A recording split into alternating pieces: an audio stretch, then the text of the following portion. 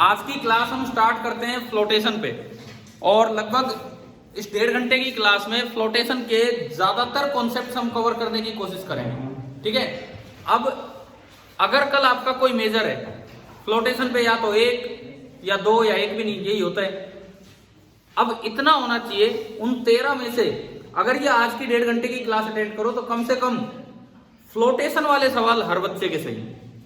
ठीक है, देखो यूं तो किसी के 10 नंबर आते हैं, किसी के 8 भी आते हैं, 7 भी आते हैं, कोई 11 पे भी जाता है, लेकिन मैं कह रहा हूं जो भी 1 0 ही सवाल आया, कोई आया नहीं जब, तो बात ही अलग है। 1 या ज्यादा से ज्यादा कितने आ सकते हैं? 2। इनसे ज्यादा तो आएंगे नहीं एक टॉपिक पे। तो 1 आए या 2 आए, कितने भी आए, आपको सही कल करने ही होंगे। तो इस हिसाब से अपनी क्लास आज की अटेंड कीजिए। पर बिल्कुल ना बोले यार बीच में, बिल्कुल नहीं, चुपचाप बैठ जाओ। देखिए अब हम स्टार्ट करते हैं चैप्टर अपना। फ्लोटेशन बोलिए या इसका प्रॉपर नाम होता है फ्लूइड मैकेनिक्स। फ्लूइड मैकेनिक्स ये हमारा चैप्टर है, फ्लूइड मैकेनिक्स। डस्टर रखा होगा ना। सबसे पहली शुरुआत, तो सबसे आसान कहें, कोई खास कॉन्सेप्ट उनमें लगते नहीं है, लेकिन ऐसे भी सवाल आते हैं, आपने देखे भी होंगे। 2 लिक्विड्स को मिक्स करके रिजल्टेंट डेंसिटी पूछ लेते हैं बहुत बार। अब उस पर कैसा भी सवाल आ सकता है, जैसे मैं शुरुआत में कर रहा हूं यहां से, density of a mixture of liquids.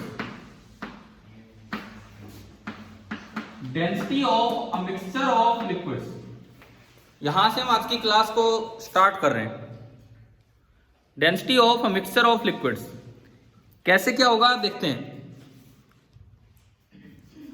देखिए सपोज आपको यूं दिया जाए, किसी सवाल में आ गया कि ये एक लिक्विड था, इसकी डेंसिटी थी ρ1, और डिपेंड करता है आपको मास दिया, वॉल्यूम दिया, क्या दिया। सपोज वॉल्यूम दे दिया आपको कि इसका वॉल्यूम कितना था, V1, डेंसिटी थी ρ1 और वॉल्यूम था V1।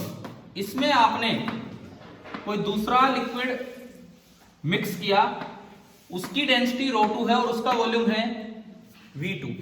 तो आपसे पूछा जाए कि बताओ रो मिक्सचर क्या होगा, रो मिक्सचर क्या होगा, तो ये कैसे करें। आप एक बार अपनी रफ कॉपी या कोई भी कॉपी जो भी आपने ले रखी है, आप लोग भी भाई कॉपी पेन का यूज कीजिए, चाहे फ्लोटेशन पढ़ा हो, आज की क्लास को रफली नोट कीजिए।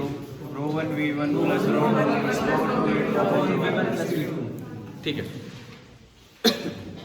मतलब कैसा भी सवाल आ जाए, रिजल्टेंट डेंसिटी निकालने का तरीका यही है, total mass upon total volume. अब देखिए मास, इसका मास कितना है,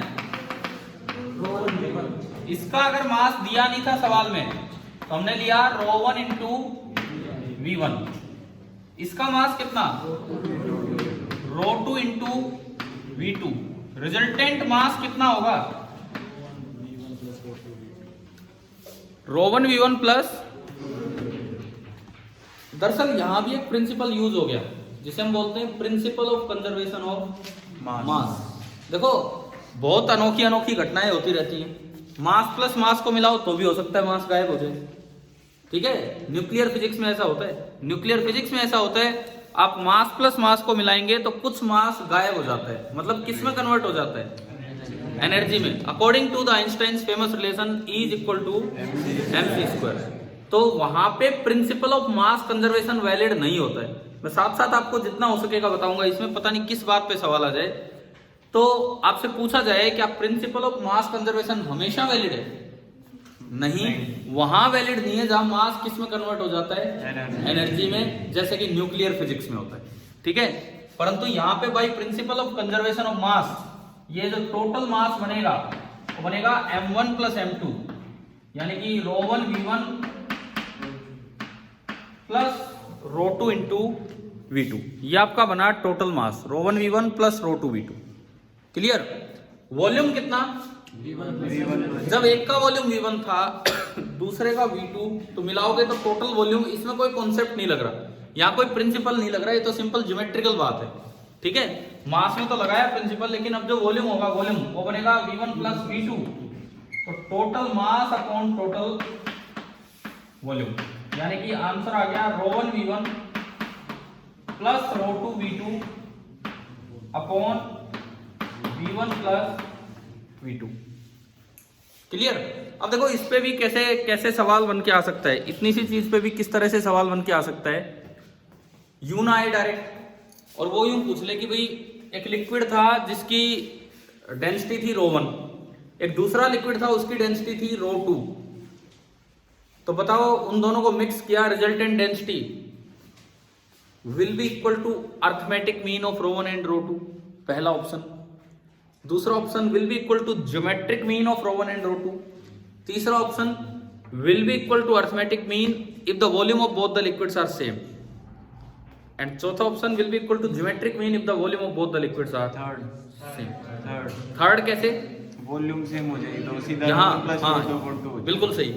अगर आप वॉल्यूम, अगर क्वेश्चन में दिया है वॉल्यूम सेम है तो V1 और V2 दोनों को V0 रख दिया हमने, तो ये बना ρ1 V0 plus ρ2 V0 upon 2 V0। V0 common आके कैंसिल हो गया और ये ओनली क्या बचेगा, ρ1 प्लस ρ2 बाई 2।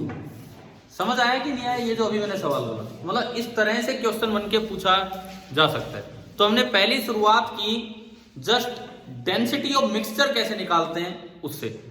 ऐसा भी हो सकता था कि इंडिविजुअल का मास पहले दे रखा हो, वॉल्यूम ना दे रखा हो, मास दे रखा हो, डेंसिटी दे रखा हो। मान लो इसका मास है m1, ये दिया होता, और डेंसिटी कितनी ρ1, इसका मास m2, डेंसिटी ρ2। अब पूछ ले तो आपको पहले वॉल्यूम अलग अलग निकालना पड़ेगा। डेंसिटी क्या होती है, मास अपॉन वॉल्यूम, तो इसका वॉल्यूम होगा मास अपॉन डेंसिटी, तो V1 लिखा जाएगा m1 बाई ρ1, V2 लिखा जाएगा m2 बाई ρ2। मैं एक बार बोर्ड पे लिख के दिखा देता हूँ। इन केस अगर ऐसा होता कि आपको मास दिए होते, सपोज आपको मास दिए होते,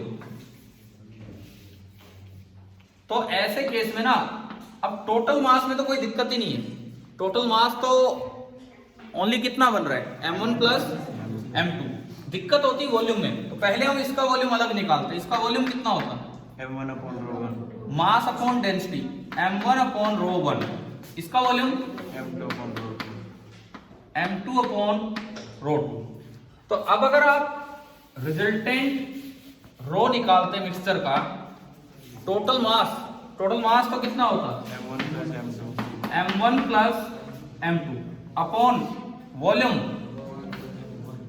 m1 by ρ1 plus m2 by ρ2, m2 by ρ2। और इसमें अगर मैं स्पेशल केस लूं कि m1 m2 दोनों बराबर हो, जैसे पिछला लिया था अभी, V1 V2 अगर दोनों बराबर हैं तो रो मिक्सचर अर्थमेटिक मीन आ गया। ρ1 ρ2 तो इसमें देखते हैं एक बार, यहां तक आ गया ना समझ? ठीक है, देखो स्पेशल केस ले रहे हैं कि अगर दोनों का मास सेम दिया होता, मान लो m0 है, तो अब जो रो मिक्सचर बनेगा m0 plus m0 upon m0 common 1 by ρ1 plus 1 by ρ2, m0 से m0 कैंसिल, और यहां में अगर इसको ठीक ठाक तरीके से लिखूं तो ये बन रहा है 2 बाई रो। ये बताओ ये कौन सा मीन होता है अगर ऐसे लिखा जाए तो? Harmonic mean. अगर n नंबर से पढ़ा है ना हार्मोनिक मीन, अगर n नंबर्स हैं तो उनका हार्मोनिक मीन होता है n upon harmonic mean is equal to 1 by v1 plus 1 by v2 plus up to 1 by vl। तो मैंने इस तरह लिख के दिखाया। इसका ये मतलब है कि जो रो है, rho this is equal to harmonic mean of ρ1 and ρ2। तो आप बताओ क्या हमारे पास दो रिजल्ट्स आ गए? देखो रिजल्ट याद करोगे तो इसका मतलब ये वाला क्वेश्चन कभी भी आएगा आप सही करोगे। दो रिजल्ट ये आए कि अगर दो मिक्सचर, दो लिक्विड को आपने मिक्स किया, अगर इनिशियली उनका वॉल्यूम सेम था, जब तो रिजल्टेंट मिक्सचर की डेंसिटी क्या होगी, अर्थमेटिक मीन ऑफ ρ1 एंड ρ2। अगर इनिशियली दोनों लिक्विड का मास सेम था तो किसके बराबर होगी, हार्मोनिक मीन ऑफ रो। ये दोनों बातें अपने शब्दों में अपने आप लिख लो, आप अपने तरीके से अपने आप लिख लो। ये दो बातें जो मैंने बताई, खुद लिखोगे तो याद भी होगा कि क्या है क्या नहीं। आप लोग भी भाई सभी लिखिए जो भी बताया। कोई कंफ्यूजन हो तो दोबारा पूछ लीजिए। दोबारा बताऊं, जस्ट रिजल्ट दोबारा बताऊं क्या? हाँ जी रवीश, दोबारा बताना है क्या? अरे बोलो रवीश, जो भी बोल रहे। हाँ जी बोलो, केवल रिजल्ट दोबारा बोलो। रिजल्ट ये है, द डेंसिटी ऑफ मिक्सचर, मैं एक बार रिजल्ट ही बोल देता हूं। पहला result, the density of mixture is equal to the arithmetic mean, is equal to the arithmetic mean of individual densities if the volume of each liquid is same, अगर सबका volume same है तो। और दूसरी बात, यही रिजल्ट फिर से लिख दो, अर्थमेटिक मीन की जगह तो कौन सा मीन, हार्मोनिक मीन, और वॉल्यूम सेम की जगह मास सेम लिख दो।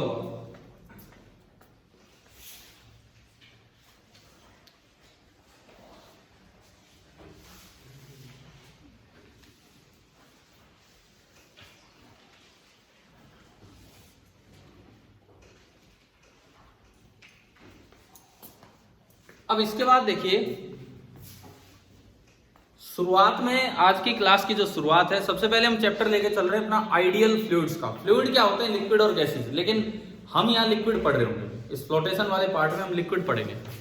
तो आपसे पूछा जाए कि आइडियल फ्लूइड्स क्या होते हैं। आइडियल फ्लूइड्स, देखो दो कंडीशन होती है, मैं अभी आपसे पूछता हूं, क्योंकि उसमें 4 ऑप्शन वो बना के दे सकता है उन कंडीशंस को यूज करवाने के लिए। आइडियल फ्लूइड, पहली कंडीशन आप सही बता रहे हो, इनकम्प्रेसिबल। क्या होता क्या है इनकम्प्रेसिबल फ्लूइड? कंप्रेस ना, वॉल्यूम कांस्टेंट। क्या नॉर्मल लिक्विड जो हम पढ़ते हैं इनकम्प्रेसिबल दिखता है हमें? आराम से कंप्रेस हो जाता है। लेकिन हम जो पढ़ेंगे अभी, हम कौन सा पढ़ रहे होंगे, इनकम्प्रेस। क्योंकि कंप्रेसिबल फ्लूइड को पढ़ने के लिए इलास्टिसिटी वाले कॉन्सेप्ट लगाने पड़ेंगे, बल्क मॉडुलस वाले, तो वो हमें नहीं देखने हैं यहाँ पे, है ना। और दूसरी बात और बताओ, friction between layer, non viscous. ये जो आप बोल रहे हो फ्रिक्शन, उसको वर्ड दिया जाएगा नॉन विस्कस, कि भाई 2 लेयर्स के बीच में। अब जैसे सवाल आ जाए, आपको कहीं नहीं बोला आइडियल फ्लूइड है, सवाल आ जाए कि एक लेक है, बताओ सरफेस लेयर की स्पीड ज्यादा होगी या बॉटम लेयर की? सरफेस लेयर की ज्यादा होगी। ये डिपेंड करती है विस्कोसिटी पे। अगर नॉन विस्कस हो तो सबकी स्पीड सेम होगी। नहीं तो क्या होता है, सरफेस लेयर तेजी से चलती है, नॉन विस्कस में क्या होगा, फ्रिक्शन नहीं होगा, तो सारे साथ चलेंगे। विस्कस में क्या होगा, जो बॉटम लेयर है वो तो नीचे वाले बेस, बेड ऑफ द सी बोल दो या कुछ भी बोलो, उसके साथ कॉन्टेक्ट में रहकर ऑलमोस्ट रेस्ट पे रहेगी। और ऊपर वाली जो लेयर है, जैसे कोई नाव चल रही, कोई जहाज चल रहा है, उसके साथ साथ वो चलती रहती है। तो वहां पे वेलोसिटी ग्रेडियंट है, मतलब वेलोसिटी चेंज हो रही है, नीचे कुछ है और ऊपर कुछ हो रहा है। क्या ये 2 पॉइंट आपको समझ आ गए जो मैंने अभी बताई? तो अपने लिख भी लेना चाहिए। Condition for ideal fluid, 2 word लिख लो बस। कंडीशन फॉर आइडियल फ्लूइड, पहला वर्ड इनकम्प्रेसिबल एंड दूसरा नॉन विस्कस। पहला वर्ड इनकम्प्रेसिबल एंड दूसरा आपका है नॉन विस्कस। ये आपके आइडियल फ्लूइड्स की कंडीशन है।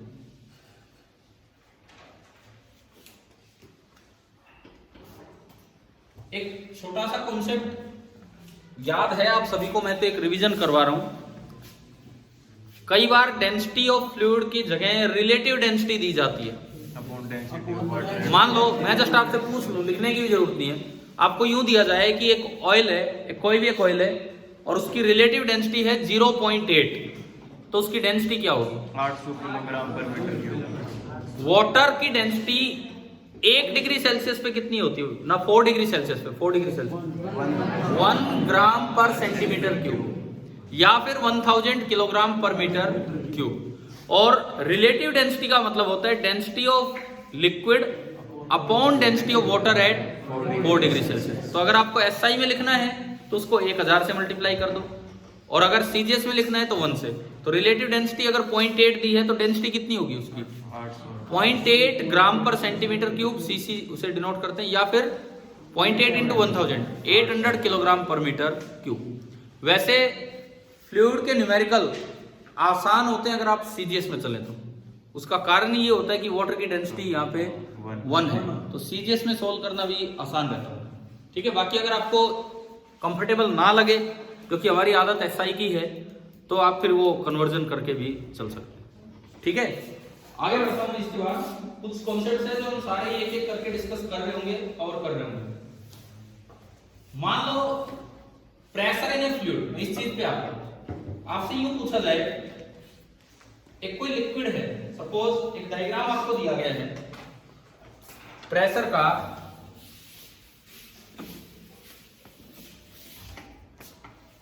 देखो ये लिक्विड है कोई भी, और इसमें कोई छोटा सा पार्ट बना है, छोटा सा सरफेस पार्ट बना है इस तरह से, ठीक है। और हमें यूं दिया गया है कि ऊपर वाली लेयर इस पार्ट पे जो फोर्स लगा रही है वो ऐसे लगा रही है, ठीक है। कितना लगा रही है? 1 न्यूटन लगा रही है। ध्यान से सुने, अभी मैं प्रेशर की तरफ ही लेके जाऊंगा आपको। और नॉर्मल के साथ जो एंगल है, एंगल दैट इज 37 डिग्री, और इसका एरिया दिया गया है 1 मीटर स्क्वायर। तो यहां प्रेशर बताओ कितना? 4/5। एक मिनट, बाकी बच्चे भी देखिए आराम से भाई। आप लोगों को ये डायग्राम दिख रहा है क्या, या कोई दिक्कत हो रही है? ऑनलाइन जो बच्चे अटेंड कर रहे हैं, डायग्राम दिख रहा है कि नहीं बताओ? क्लियर दिख रहा है तो इसका आंसर दो कि यहाँ प्रेशर कितना होगा। ऑनलाइन अभी 22 बच्चे हैं, एक मुझे हटा दो तो 21 बच्चे हैं।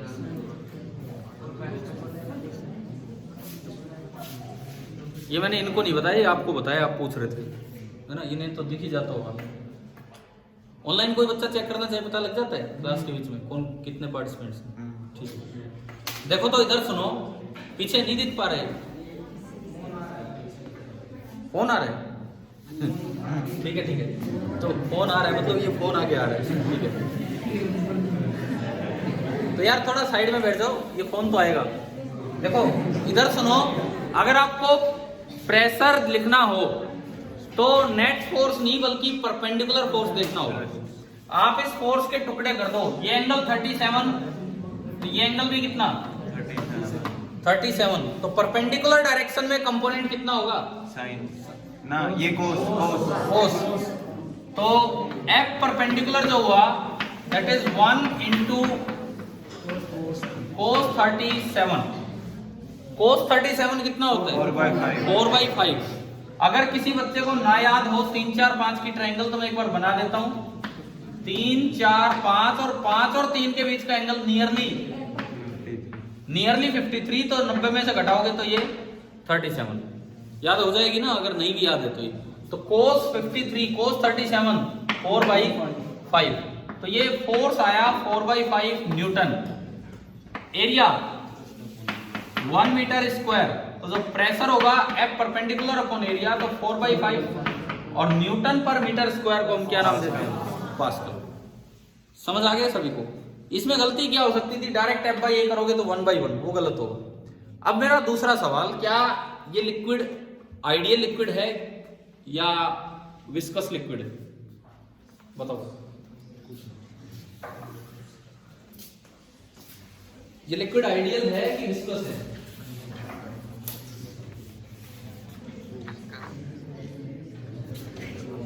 बताइए।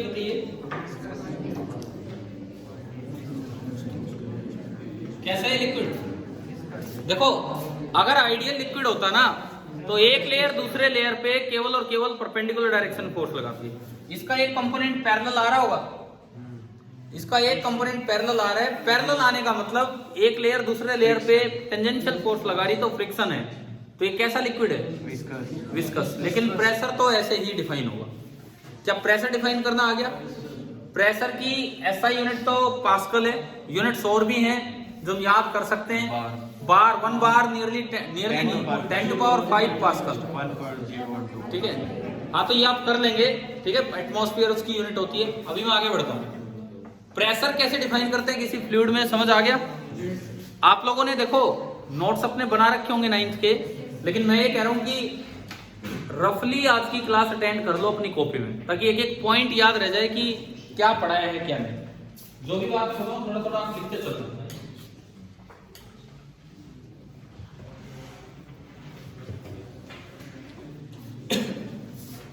अब आप ये बताना इसके बाद, अगर मुझे इस जगह एटमॉस्फेरिक प्रेशर लिखना हो, इसका क्या मतलब होता है? किसी भी जगह एटमॉस्फेयर कितना प्रेशर, ये मिटा दो मैं, ये हो गया हो तो भाई, कोई लिख रहा है कि हो गया? ठीक है, देखिए इधर मैं अगर बात करूं एटमॉस्फेरिक प्रेशर की, तो पहले तो इसका मतलब सुनो। ये अर्थ है और कई किलोमीटर ऊपर तक अर्थ का एटमॉस्फेयर, पता नहीं 500 800 कितने किलोमीटर तक है, वहां जाके खत्म, उसके बाहर वैक्यूम है। मुझे अगर यहां एटमॉस्फेरिक प्रेशर लिखना है तो मैं क्या करूं, एक यूनिट एरिया बनाऊं। यूनिट एरिया, यूनिट एरिया मतलब 1 मीटर स्क्वायर, ठीक है। और यूनिट एरिया का एयर कॉलम आप कंसीडर कीजिए, कहां तक? Till the top of the atmosphere, till the top of the atmosphere, उसके ऊपर तो वैक्यूम हो गया। यहां तक का आप एरिया ना वॉल्यूम कंसीडर कीजिए, इसमें कुछ एयर भरी होगी, हल्की फुल्की एयर भरी होगी, है ना। उस एयर का जो मास होगा, उसका जो वेट होगा mg, उतना फोर्स लग रहा होगा यहाँ पे, ठीक है। हवा का दबाव, एटमॉस्फेरिक प्रेशर उतना फोर्स लगेगा mg। एरिया आपने कितना माना है? 1 मीटर स्क्वायर। मान लीजिए इस एयर का मास है m, तो यहां पे जो एटमॉस्फेरिक प्रेशर है वो होगा इसका वेट डिवाइडेड बाई 1 पास्कल में, ये हो जाएगा, ठीक है। ये होता है एटमॉस्फेरिक प्रेशर। और आप थोड़ा ऊपर जाते हैं, थोड़ा सा ऊपर नहीं कि यहां से फर्स्ट फ्लोर पर चले गए, ऐसे नहीं, मतलब आप हाइट पे गए, आप माउंटेन्स की चढ़ाई कर रहे हैं, आप ट्रैकिंग कर रहे हैं कहीं, ठीक है। ट्रैकिंग अभी तो चलो आप छोटे बच्चे हो, बाद में हो सकता है कॉलेज वॉलेज में जाओ आप ट्रैकिंग वगैरह करने भी लगे, या कभी वैसे घूमने फिरने जाओ तो उनमें कई बार होता है कि चढ़ना पड़ता है कुछ पहाड़ी पे या इस तरह से। तो किसी ने अगर ऑब्जर्व किया हो, हमारी बॉडी थोड़ा अलग तरीके से बिहेव करने लग जाती है एट हाई एल्टीट्यूड्स। कोई गया है थोड़ी हाई एल्टीट्यूड पे? सुनो,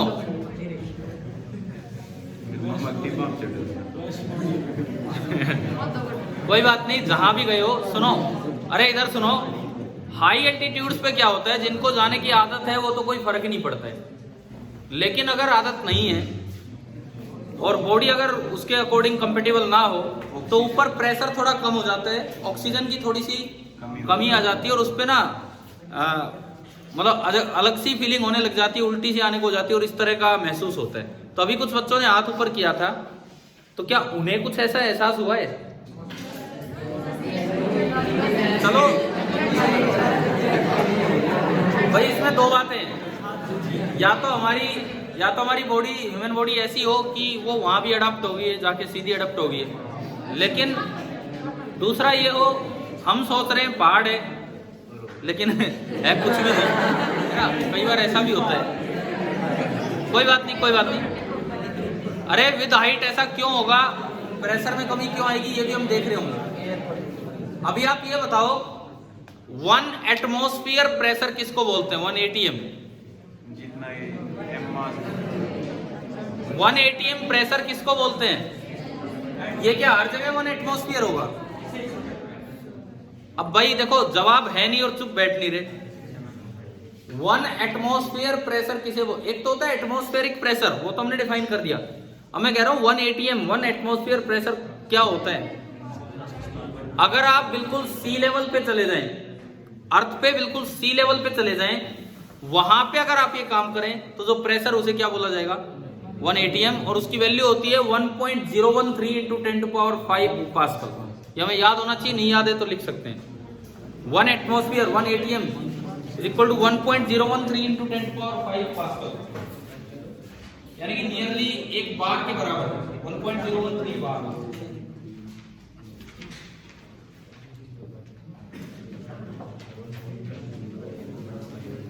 अब देखो, मैं आपको ये हाइट वाली बात पे लेके चलता हूं, हाइट वाली बात पे लेके चलते हैं इक्वेशन ऑफ हाइड्रोस्टेटिक्स की तरफ।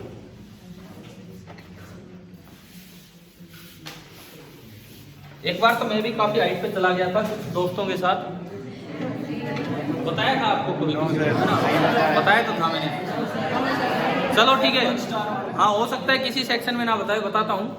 जैसे उस समय फोन नहीं होते थे, फोन होते थे तो वो लैंडलाइन होते थे, या फिर मोबाइल फोन थे तो सबके पास नहीं थे। तो हम 4 बच्चे थे, यूँ लगा लो बच्चे मतलब कॉलेज में थे उस समय, 4 थे। तो हम, और देखो घर पे ये नहीं बता के जा पा रहे कि कहाँ जा रहे हैं, क्योंकि हमारा डिसाइडेड ही नहीं था। घर वालों से ये बोला था कि आ जाएंगे 1 वीक में। आजकल क्या घर वाले ऐसे अलाउ कर देंगे? पहले क्या था कि फोन नहीं थे तो घर वाले भी कहते कोई बात नहीं, ज्यादा दिन लगे चिट्ठी लिख देना, मतलब इस तरह का सिस्टम था। ये मतलब आज से 10-15 साल पहले की बातें लगा लो। अब तो थोड़ा अलग हो गया, एनवायरनमेंट ही चेंज हो गया बिल्कुल। नहीं तो पहले ये फ्रीडम थी कि हम आराम से आ जा सकते थे, अब नहीं आ जा सकते इस तरह से, ना।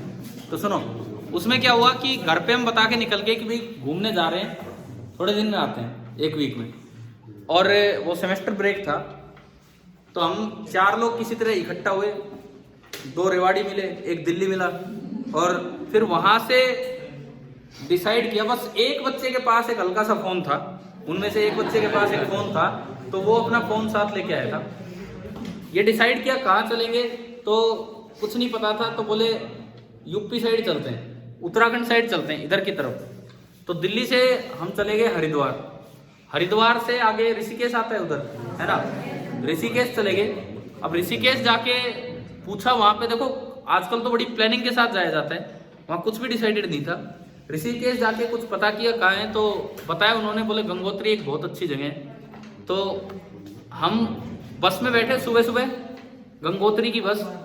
तो एक तो ये देखा यार, हम केवल 4 ही बच्चे थे और सब बड़ी एज के, मतलब बड़ी एज का मतलब 50 से ऊपर के थे सारे। तो हमें लगा पता नहीं, चलो कैसी जगह होगी देखते हैं। फिर बस चलने में थोड़ा टाइम था, तो एक अखबार वाला आ रहा था, तो हमने अखबार ले लिया वहां पे, वहां का ऋषिकेश एक्सप्रेस। जैसे अपने भास्कर नहीं आता है लोकल पेपर, इसी तरह का एक पेपर। पहले पेज पे, आधे पेज पे एक खबर, ऋषिकेश से गंगोत्री जाने वाली बस खाई में गिरी, सब मरे यार। तो कहाँ बैठा दिए भाई, तो बस चल पड़ी इतनी देर में। चलो भाई देखी जाएगी, अब तो कहाँ हो रही है कहाँ नहीं। अब उसमें क्या हो रहा, हमें नहीं आइडिया था कि इतना टाइम लगेगा। पहले दिन तो नॉर्मली चलता रहा, पहले दिन में इसलिए बोल रहा हूँ, नॉर्मल सी बस थी, धीरे धीरे चलती रही। रात को मतलब शाम होगी, और रास्ता ऐसा था कि रात पे अलाउड नहीं था वहाँ ट्रैफिक, क्योंकि वो ऐसे मोड़ थे खतरनाक कि दिखता ही नहीं रात को। तो शाम हुई तो एक गांव कोई आया बीच में, मैं नाम भूल गया अभी उस गांव का, मुझे याद तो था। तो उसमें रुके भाई, उसमें 4-5 ही घर वो इस तरह के ही थे, बस कोई आएगा रुकेगा, उनकी कमाई यही थी। कुछ भाई एक रात कोई रुकेगा यहाँ पे, बस वाले यात्री, उनसे कुछ पैसा लिया जाएगा, इस तरह का था। तो शाम को ही बस रोक दी गई थी, तो हम घूमने के लिए जाने लगे इधर उधर में। भी अच्छी जगह है ये, तो गंगा नदी बहुत अच्छे तरीके से जा रही थी। तो एक उन्हीं में से, उन 4-5 घरों में से एक ने कहा, बोले भाई ज्यादा दूर मत जाना। मैं कहा क्या हो गया? बोले भालू आ जाते हैं। भालू भी आ जाते हैं। तो फिर हम अपने वापिस ही आगे देखा जाएगा। मतलब बहुत डरावनी रात थी ये, लगा लो इस तरह का काम था। आए तो नहीं, लेकिन कोई आवाज आए हम तो यूं ही डर जाए, क्या हो गया क्या, ठीक है। फिर अगले दिन सुबह उठ के चलने लगे। बीच में एक जगह बस रुकी जिसको मंदाकिनी फॉल्स के नाम से जाना जाता है। कोई मूवी थी राम तेरी गंगा मैली, उसमें कोई हीरोइन थी मंदाकिनी, उसने उसकी फिल्म की शूटिंग हुई थी वहां पे, कोई डांस वांस किया था, तो उसका नाम ही बन गया मंदाकिनी फॉल्स। वो देखा भाई, मंदाकिनी तो नहीं थी पर फॉल्स तो था, ठीक है ना। तो देखा, सुनो। उसके बाद अरे यार आपकी हमारी दादी की उम्र की होगी वो, है ना। सुनो, उसके बाद सबसे खतरनाक सफर था बस का। वो क्या हो रहा है, इतने मोड़ और सामने से कोई भी और दूसरी बस आ जाए तो दिख नहीं पा रहा था। अब वो बस जैसे ही बैक हो, इतना डर लगे यार। साइड में, एक साइड तो पहाड़ रहता है, देखा होगा ना आपने पहाड़ों को, एक साइड पहाड़ और दूसरी साइड गंगा नदी। और उस बस में बैठे खिड़की के पास जो भी वो अपने सीनियर सिटीजन्स थे, तो उन्हें जैसे ही गंगा नदी दिखती, जय गंगा मैया, जय गंगा मैया। अब वो भगवान जाने डर की मारी हो रहा था कि क्या था, दिखते ही वो, और हमें लगता भाई क्या हो रहा है क्या नहीं। फिर भी चलो किसी तरह पहुंचे वहां पे। फिर उसके बाद क्या था, ट्रैकिंग थी। सबको अलाउ नहीं किया जा रहा था, ओल्ड एज वालों को अलाउ नहीं कर रहे थे। ट्रैकिंग थी लगभग 10 किलोमीटर की, गंगोत्री से गोमुख। गोमुख कौन सी जगह है, जहां से गंगा नदी अवतरित होती है, निकलती है, वो ग्लेशियर है। तो वहां पे जब हम गए तो भाई वहां तबीयत बिगड़ने लगी।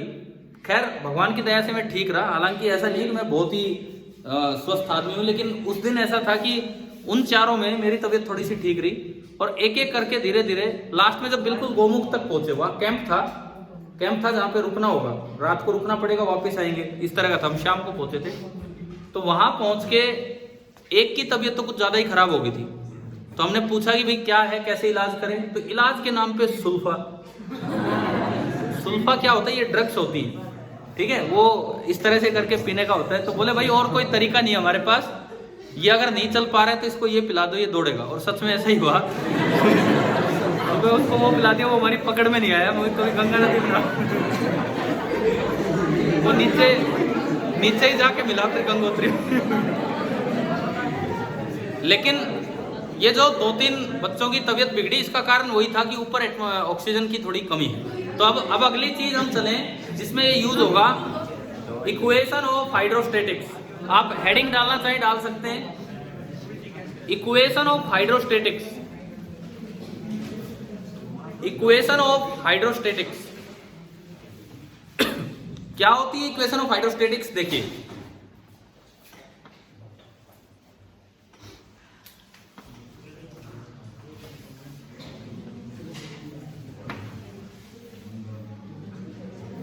देखिए इक्वेशन ऑफ हाइड्रोस्टेटिक्स क्या है, सुने, बातें ना करें और इधर सुने। मान लो ये मैंने कोई बीकर नहीं लिया, स्टेटिक मतलब स्टेटिक का मतलब है कि कंटेनर के रेस्पेक्ट में फिलहाल वो लिक्विड किस पे है, रेस्ट पे। और हम तो ये मान के चल रहे हैं कि कंटेनर भी रेस्ट पे है, ठीक है। यहां पे लिक्विड भरा हुआ है और इस लिक्विड की जो डेंसिटी वो कितनी है, रो, ठीक है। अगर इसको मैं मानूं ओरिजिन और इसको मैं बोल दूं जेड एक्सिस,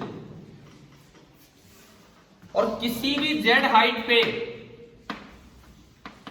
प्रेशर है P, तो आप अगर थोड़ा सा और ऊपर जाएं Z प्लस dz, तो प्रेशर बढ़ेगा कि कम होगा, चाहे कम हो। शायद एक बात आप जानते होंगे, पता है चेंज को हमेशा बताया है कि नहीं आपने, कभी नहीं बताया तो अभी बता रहा हूं, सुन लीजिए।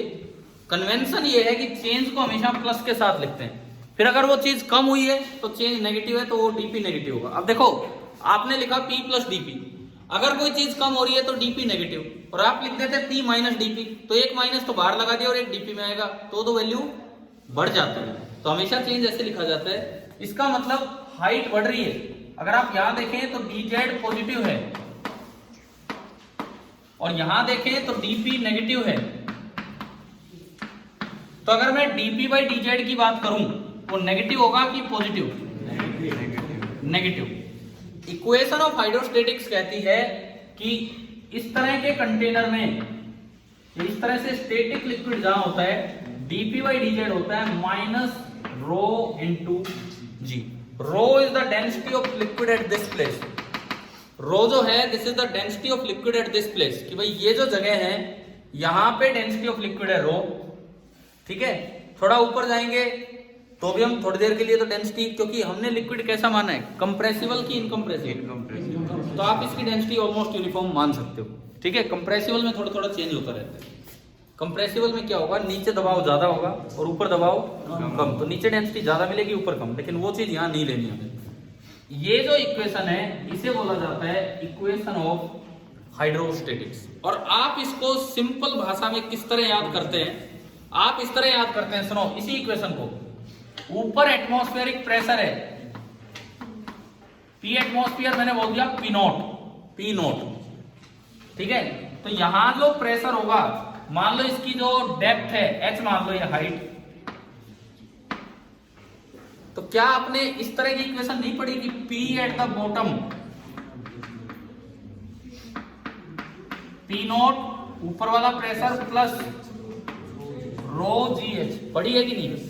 ये उसकी जनरलाइज फॉर्म है। ये स्पेशल केस है जब आप रो कांस्टेंट मानते हैं, हम यही याद कर लेते हैं, लेकिन आपको अगर समझ आए तो यहां से दिख भी जाएगी। इस dz को उधर ले जाओ, dz को उधर ले जाओ, तो dp बराबर कितना है? Minus rho into g into dz। dz मतलब चेंज इन लेंथ, dz का मतलब है चेंज इन लेंथ। देखिए आप लोग इधर ध्यान दीजिए, dz का मतलब चेंज इन लेंथ। तो यहां से हम पूरा में अगर देखूं तो चेंज इन लेंथ कितना है? h। तो dp चेंज इन प्रेशर होगा माइनस रो जी एच। मतलब अगर मैं यहां से यहां चला गया तो प्रेशर कम हो जाना है, कितना? रो जी एच। तो नीचे आएंगे तो रो जी एच बढ़ जाएगा। तो जो जनरल इक्वेशन ऑफ हाइड्रोस्टैटिक्स होती है वो ये होती है, और अगर रो कांस्टेंट है तो इक्वेशन ये है। आप बना लो, कुछ तो नोट करो, ये शायद आपने ना लिखा हो तो ये नोट कीजिए, बातें ना करें और इसके नोट।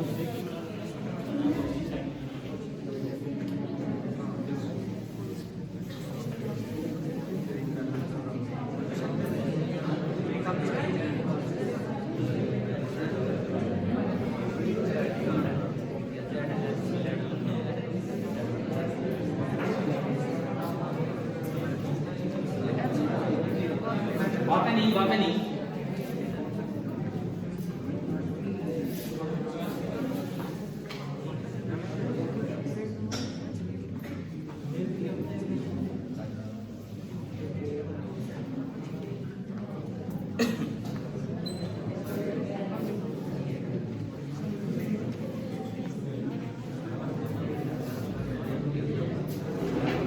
अगला टेस्ट कब है? मेजर है ना अब तो बस।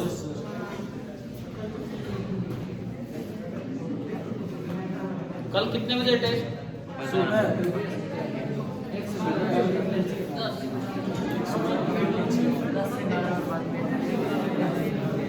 कल भी मैं क्लास लूंगा, अब देख लेना, वो टेस्ट में देख लूंगा जिसके हिसाब से। चलें क्या आगे बढ़े? ठीक है। अब देखिए, इस इक्वेशन की एक खास बात यह है कि ये केवल वर्टिकल के साथ प्रेशर चेंज बता रही है। इसका मतलब एक कनेक्टेड लिक्विड में अगर दो पॉइंट सेम हॉरिजॉन्टल लेवल पे है तो दोनों का प्रेशर सेम होगा। केवल इसी बात पे बेस्ड तो क्वेश्चन आ जाते हैं।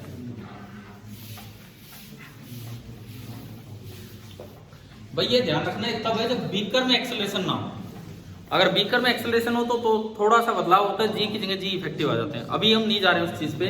ये तब है जब कंटेनर के रेस्पेक्ट में बीकर रेस्ट पे है और बीकर कंटेनर के रेस्पेक्ट में लिक्विड रेस्ट पे है, और जो कंटेनर है वो खुद अनएक्सेलरेटेड है, रेस्ट पे हो या यूनिफॉर्म मोशन में हो। लेकिन आपने ये वाले सवाल किए होंगे,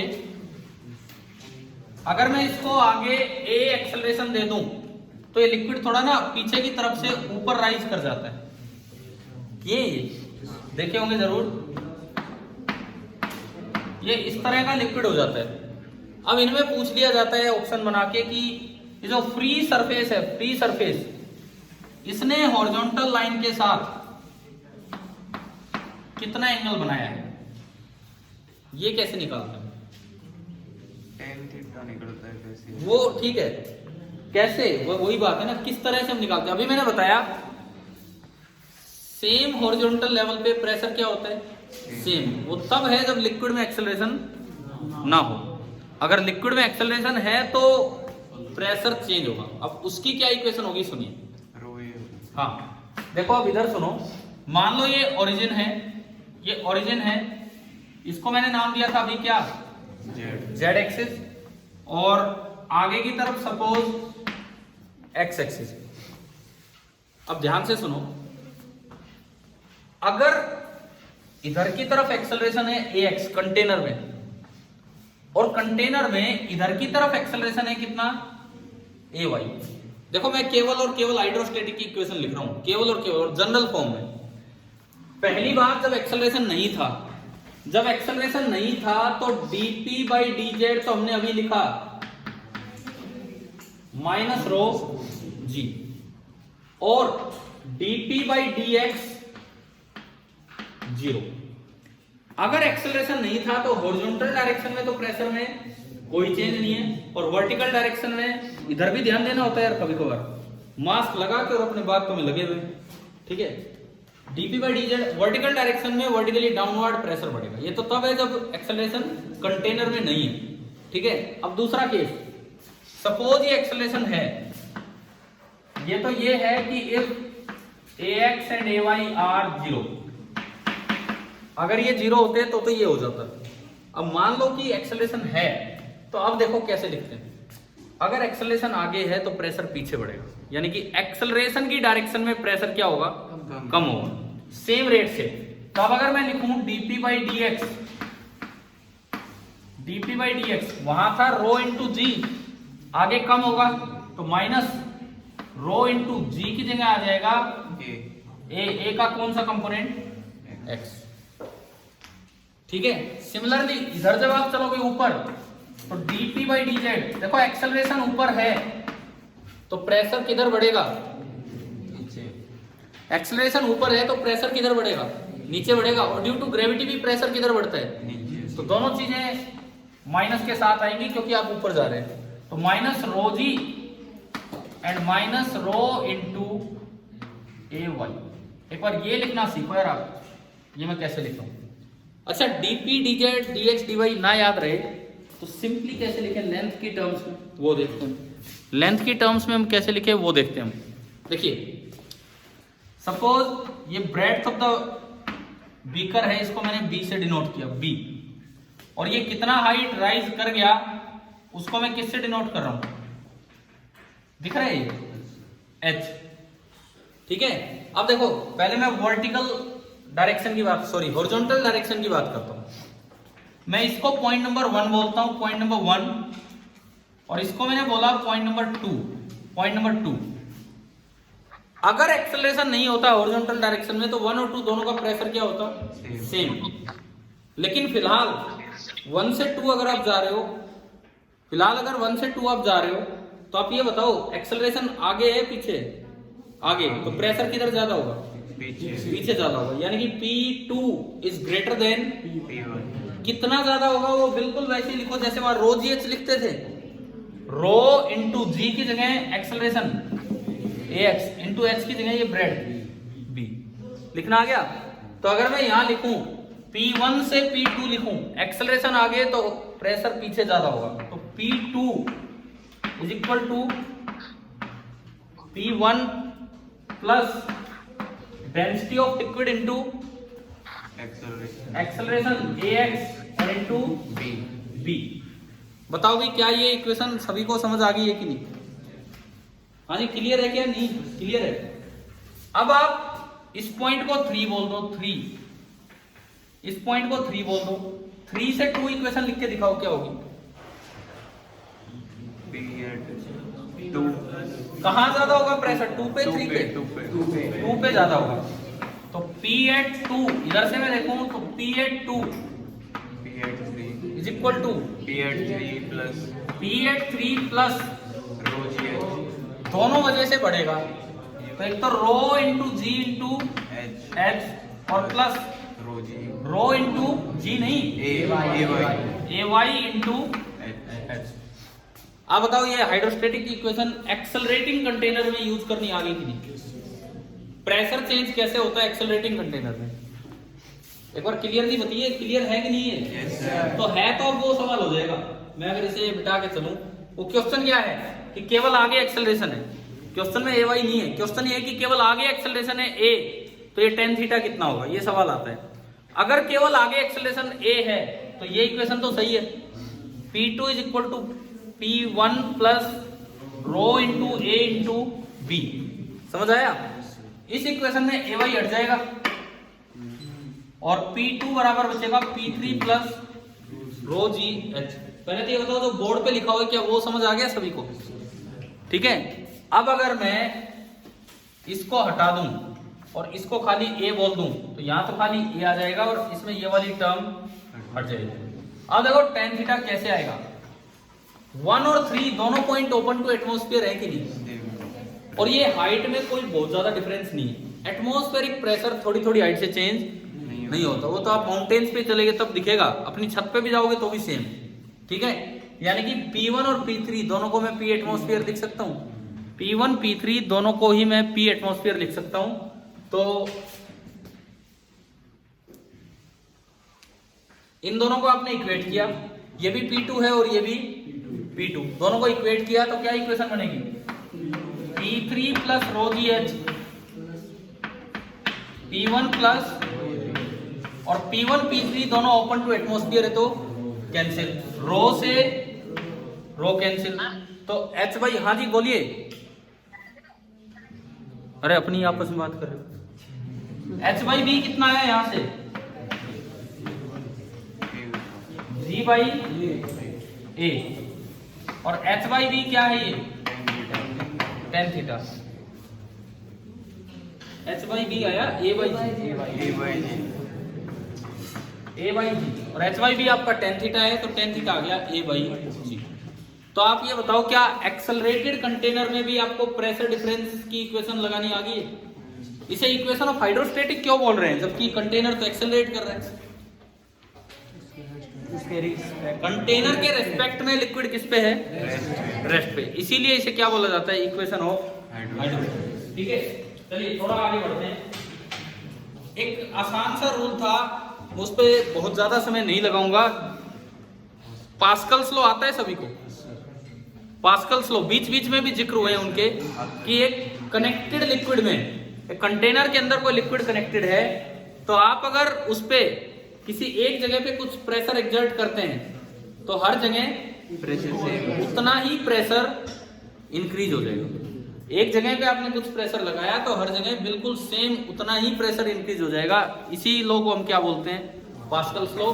इसकी एप्लीकेशन होती है हाइड्रोलिक लिफ्ट, है ना, हाइड्रोलिक ब्रेक्स, इन सब में इन चीजों का यूज होता है। ठीक है, इसके बाद प्रेशर मेजरमेंट पे सवाल एनटीएससी में दिखे नहीं है ज्यादा, बाकी आप डिवाइसेस के नाम याद कर लेना, एक बैरोमीटर और एक manometer. Barometer mainly atmospheric pressure measure करने के काम आता है और मैनोमीटर गैस का प्रेशर। ठीक है, गैसियस प्रेशर क्या है वो मेजर करने के काम आता है। इसके बाद आता है एक ऐसी चीज जिसपे शायद सवाल आ ही जाए, जो आते रहे हैं, आर्किमिडीज प्रिंसिपल। यहां तक की चीजों में हाइड्रोस्टेटिक इक्वेशन के बाद नेक्स्ट इंपॉर्टेंट चीज आ रही है आर्किमिडीज प्रिंसिपल। क्या था आर्किमिडीज प्रिंसिपल, ध्यान होगा,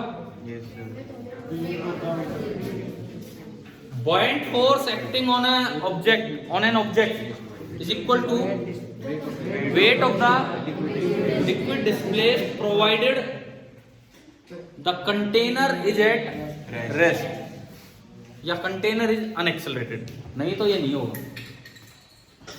ठीक है, थोड़ा सा टाइम हम आर्किमिडीज प्रिंसिपल पे लगाते हैं। इधर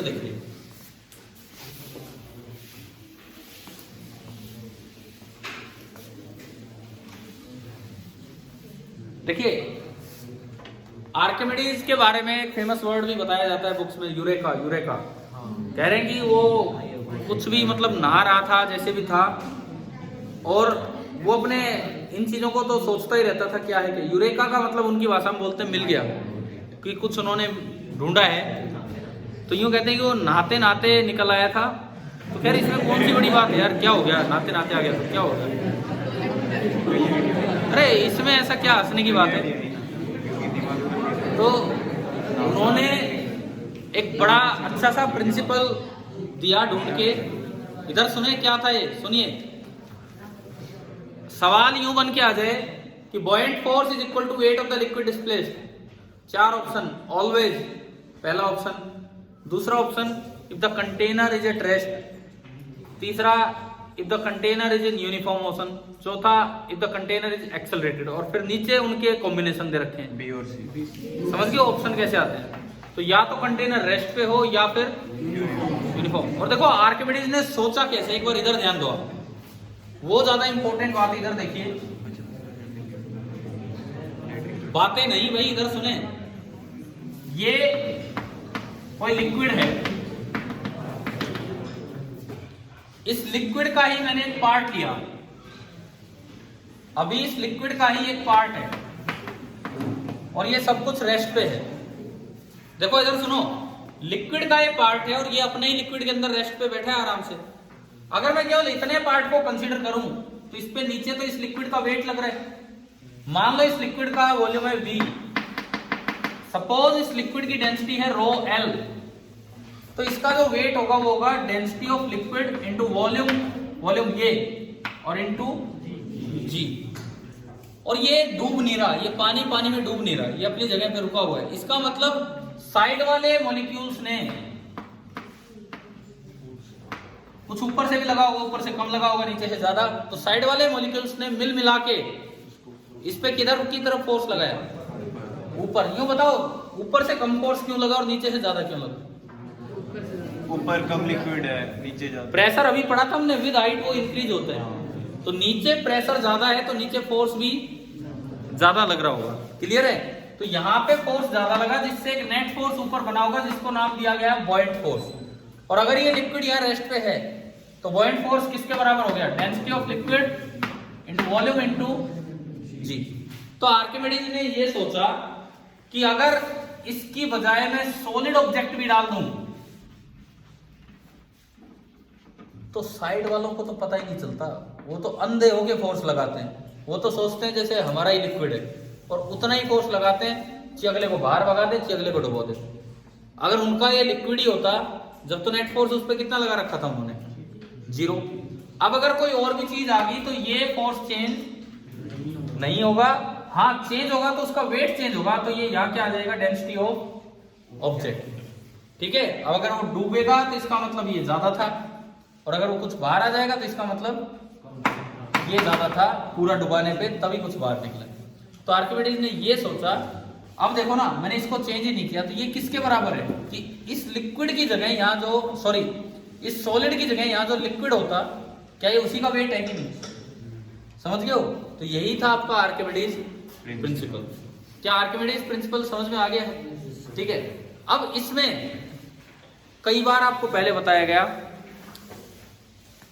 कंटेनर को, अच्छा उससे पहले मैं एक चीज कहता हूं, लॉ ऑफ फ्लोटेशन एक बड़ी आसान सी चीज है कि अगर मान लो फिलहाल ये ज्यादा है, फिलहाल ये B ज्यादा है, तो कुछ पार्ट इसका ऊपर आ जाएगा। तो अब देखिए आप,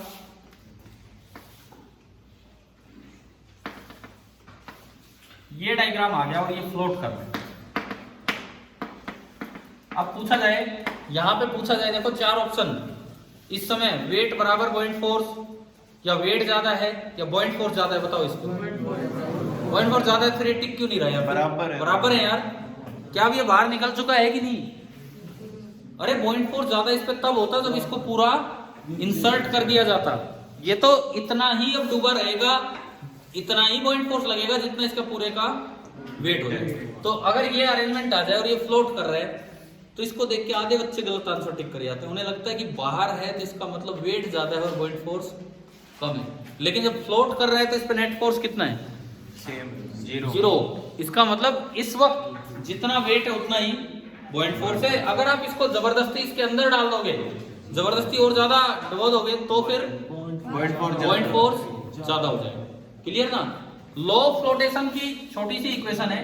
इस वक्त जो बॉइंट फोर्स लगेगा कितना लगेगा? डेंसिटी ऑफ लिक्विड इनटू ये वॉल्यूम, ये वॉल्यूम इमर्ज्ड इनटू G, और जो इसका वेट होगा वो तो होगा mg, density of object volume complete of object into G।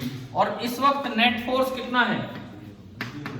0। तो जब आप इनको इक्वेट करेंगे तो G से G कैंसिल, और यहां से बनेगा volume immersed upon volume object. भाई इन दोनों को इक्वेट किया, volume immersed upon volume object बराबर density of object upon density of.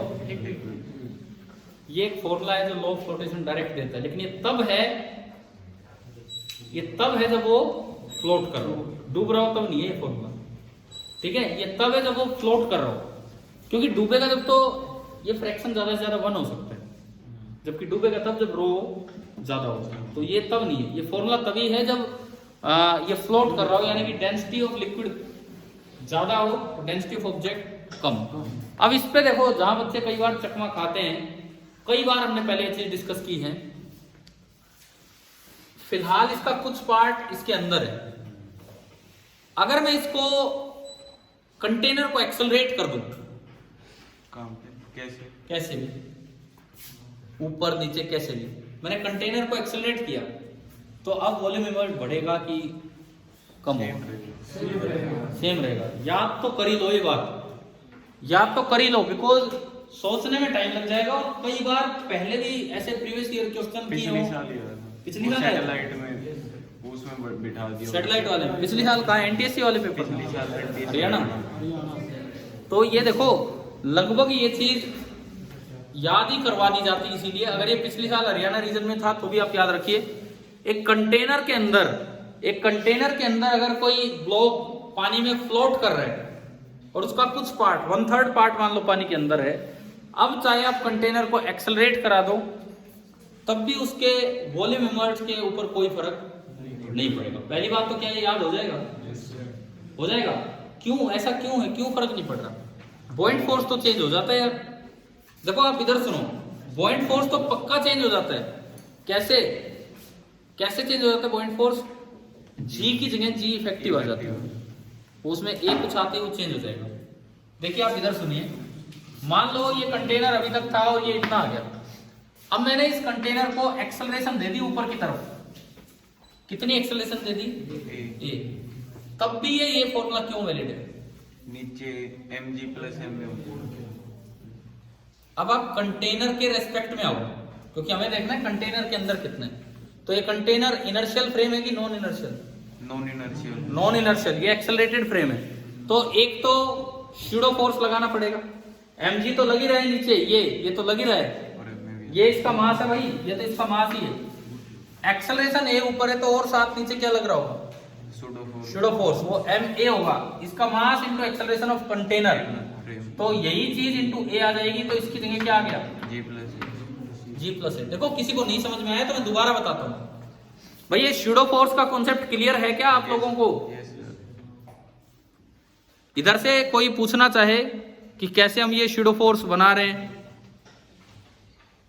देखिए स्यूडो फोर्स का ये सीधा सा कॉन्सेप्ट है। मैं कंटेनर के रेस्पेक्ट में देख रहा हूं, कंटेनर ऊपर एक्सेलरेट कर रहा है तो फोर्स किधर लगाना पड़ेगा? नीचे। कितना? Mass of the object into acceleration of frame, ये वो बन गया। अब मैं आता हूं बॉइंट फोर्स पे। बॉइंट फोर्स क्या होगा? ये तो फॉर्मूला तब है जब कंटेनर किस पे था? रेस्ट पे। नहीं तो यहां आता है जी effective,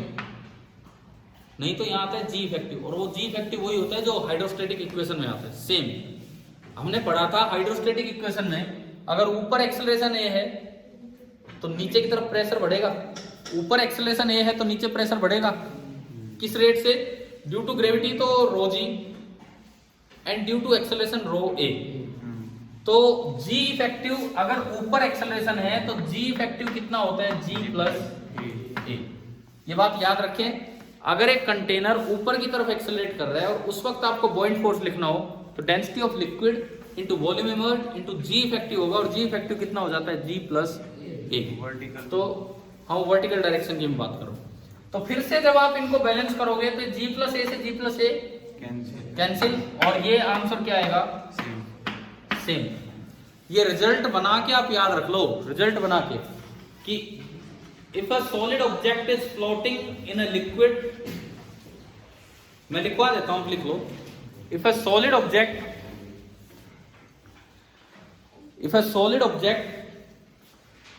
is floating in a liquid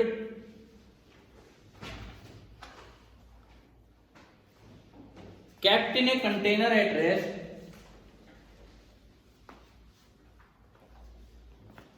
floating in a liquid kept in a container at rest, then the fraction of its volume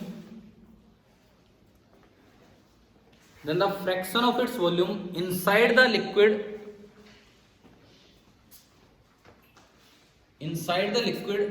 remains the same even if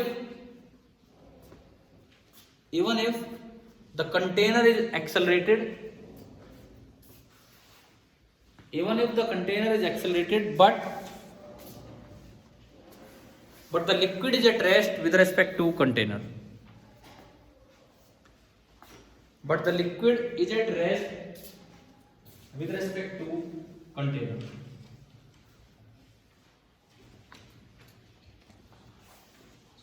और ऐसा क्यों है ये मैंने आपको समझा दिया, ठीक है। अब ये लॉ ऑफ फ्लोटेशन से रिलेटेड 3 रिजल्ट्स आते हैं। मैं इतना समय नहीं कि एक एक एक्सप्लेन करूं। आपके पीछे भी शायद एक पेपर में इस तरह का आया था क्वेश्चन, आइस मेल्ट होती है पानी में तो वाटर लेवल पे आ रहा था ना उसमें एक सवाल। तो ये तो याद कर लो 3 रिजल्ट। Sinking important. अगर आइस इन वाटर है, फ्लोट कर रही है, मेल्ट हो जाए, कोई इम्प्योरिटी नहीं है तो लेवल सेम रहेगा। राइजिंग इम्प्योरिटी है उसके अंदर या एयर बबल्स हैं तो लेवल सेम रहेगा। और अगर सिंकिंग इम्प्योरिटी जैसे पीछे स्टोन का पूछा या लेड पीस आ जाए तो लेवल डिक्रीज करेगा, ठीक है।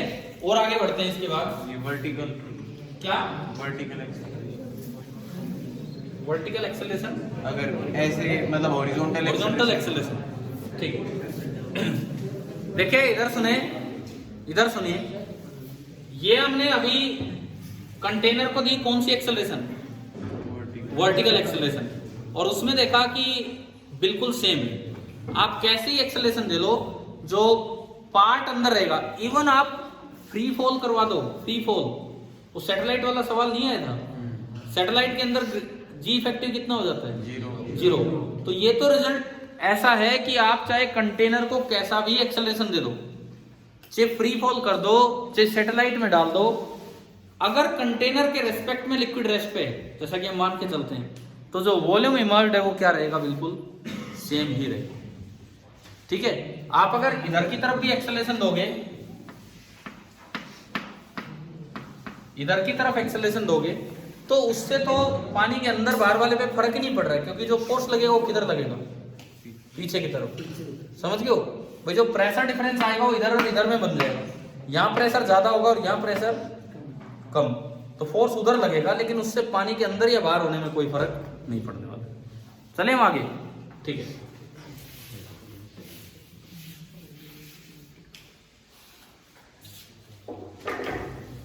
अच्छा, कई बार देखो, मान लो ये वाला सवाल आ जाए, ये कंटेनर है और लिक्विड रेस्ट पे था। देखिए भाई, इधर ध्यान दीजिए, कंटेनर है और लिक्विड रेस्ट पे था, और मैंने इस कंटेनर को घुमा दिया विद एंगुलर स्पीड ओमेगा, तो कुछ लिक्विड राइज कर जाता है और बीच से लिक्विड ऐसी शेप में चला जाता है। लिक्विड पहले फ्री सरफेस स्ट्रेट थी, अगर आपने इसको ओमेगा से घुमाया तो एक तो याद रखना फ्री सरफेस पैराबोलिक हो जाती है, ठीक है। पहले फ्री सरफेस स्ट्रेट थी और अब वो फ्री सरफेस पैराबोलिक हो जाती है। तो इसमें यूं पूछ ले कि बॉटम और इसमें ये हाइट डिफरेंस कितना आ जाता है? बताओ, आप बताओ, एक बार डायग्राम बनाओ पहले तो। फ्री सरफेस भी लिखना कि पैराबोलिक है?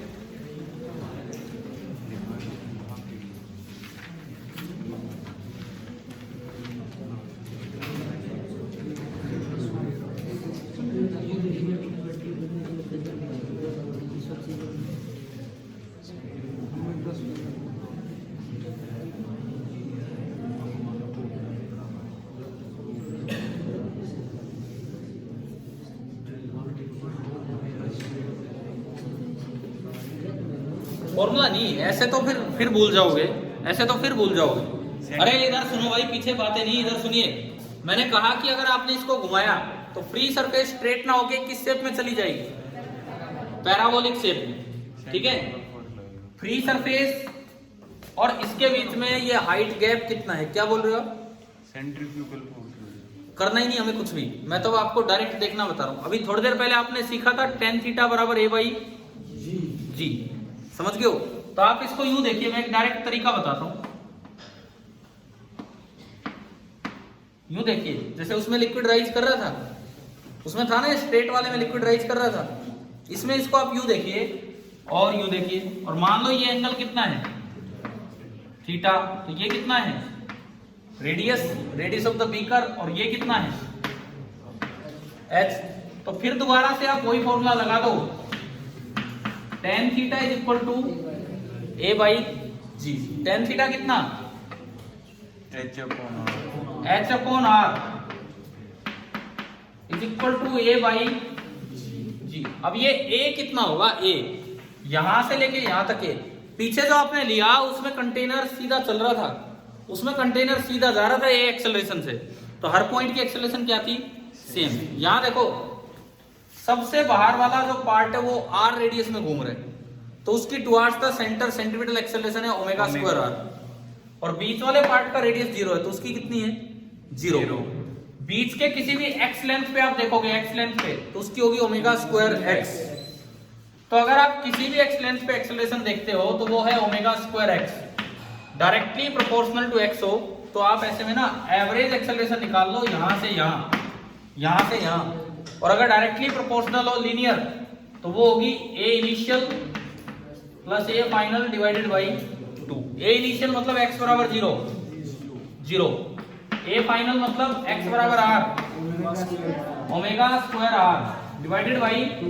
देखो इस पॉइंट की तो एक्सेलरेशन 0 है और इसकी टुवर्ड्स द सेंटर कितनी है? Omega square r। अगर आप वो कंटेनर वाला लेते ना, कंटेनर वाला, तो उसमें तो हर पार्ट की कितनी थी? a, तो वो एवरेज भी यही आ गई थी। तो यहाँ एवरेज कितनी आई? Omega square r by 2। तो इसकी जगह रखना है ओमेगा स्क्वायर r बाई 2, और यहां से आपका h आ गया, a की जगह रखा ओमेगा स्क्वायर r बाई 2, एक g और एक नीचे से r हो गया। अब आप वैसे फॉर्मूला याद करोगे फिर बोलोगे, तो tan थीटा बराबर a by g. Actually tan theta बराबर a बाई जी बहुत काम का फॉर्मूला है। एक गाड़ी में बॉल पेंडुलम लटका रखा है, गाड़ी को आप a एक्सेलरेशन से आगे चला दो तो पेंडुलम पीछे हो जाता है, और वो भी वर्टिकल के साथ कितना एंगल बनाता है? tan थीटा बराबर a बाई जी। एक बीकर है यूट्यूब, वैसे अगर पानी भर के छोड़ोगे तो दोनों साइड लेवल सेम रहेगा, लेकिन अगर मैं उसे आगे एक्सेलरेट करा दूं तो इधर का लेवल थोड़ा सा राइज हो जाएगा और इधर का फॉल। उन दोनों में भी जब ये ज्वाइन करोगे तो जो हॉरिजॉन्टल के साथ एंगल बनेगा tan थीटा बराबर a बाई जी। तो जगह जगह ये tan थीटा बराबर a बाई जी काम आ जाता है। तो ये भी आप लिख लो कि कैसे हमने निकाला।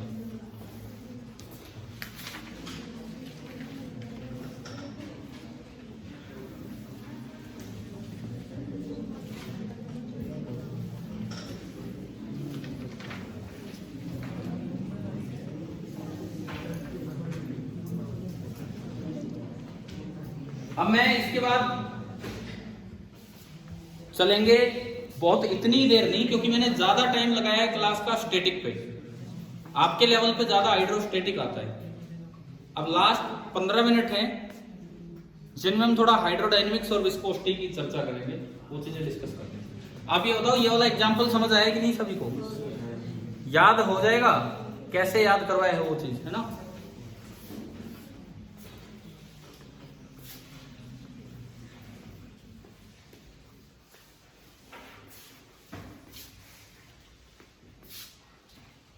अब मैं चलूंगा हाइड्रोडायनेमिक्स की तरफ।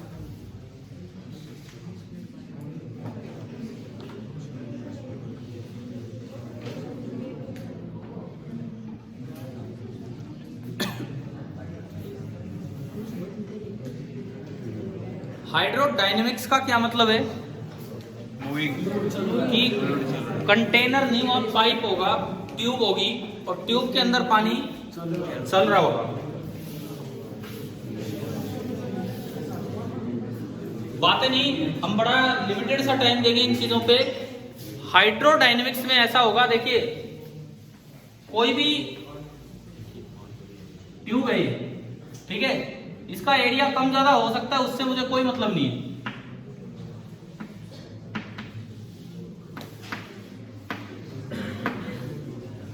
देखो भाई, देखो इधर सुनो,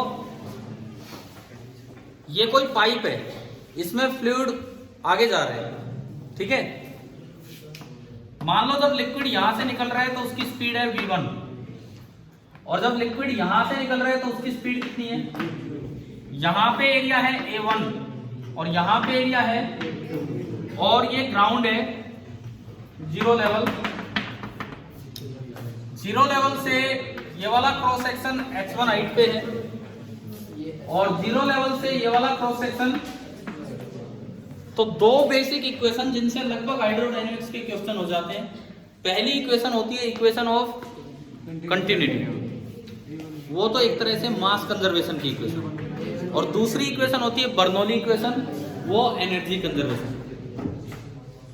ये फ्लूइड में ये फायदा है, ये सारी चीजें स्केलर हैं, तो हमें सारे ऐसे प्रिंसिपल लगाने पड़ रहे हैं, एनर्जी कंजर्वेशन, मास कंजर्वेशन, जो किन चीजों को कंजर्व करवा रहे हैं, स्केलर चीजों को। वेक्टर कंजर्वेशन हो तो उनमें थोड़ा और ध्यान रखना पड़ता है। क्या? जैसे हमने पढ़ा है principle of linear momentum conservation, उनमें क्या ध्यान रखना पड़ता है? डायरेक्शन वायरेक्शन का भी ध्यान रखना पड़ता है, ये आसान होते हैं ना। तो देखिए अब इधर सुने, ये H1 है, ये H2 है। पहली इक्वेशन, इक्वेशन ऑफ कंटिन्यूटी, जो मास कंजर्वेशन की इक्वेशन है, वो तो कहती है A1 into V1। अब मैं इस पे एक सवाल पूछता हूं आपसे, देखो सुनो, एक वर्टिकल पाइप है, बिल्कुल सीधा पाइप, वर्टिकल पाइप, ऊपर जितना एरिया है उतना ही नीचे ए और ए, उसमें पानी आ रहा है, ऊपर स्पीड ज्यादा होगी कि नीचे? नीचे ज्यादा होगी। नीचे ज्यादा होगी, क्यों?